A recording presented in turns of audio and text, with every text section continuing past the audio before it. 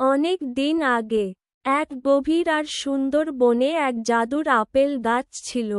সেই গাছের আপেলগুলো ছিল সোনার মতো উজ্জ্বল।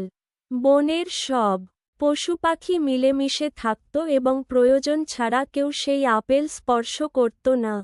উফ, কী দারুণ আপেল! বনের এই বোকা পশুপাখিগুলো কিচ্ছু বোঝে না। আমি যদি এই সব আপেল চুরি করে শহরে গিয়ে বিক্রি করি, তাহলে আমি এই বনের রাজা হয়ে যাব।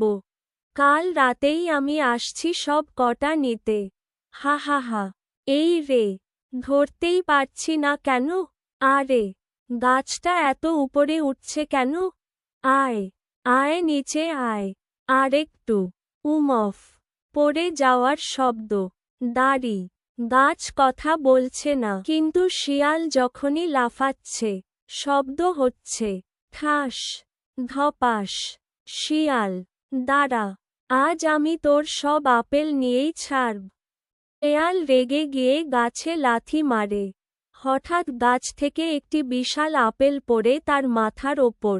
কিন্তু সেটা আপেল নয়, সেটা একটা জাদুর বুদবুদ।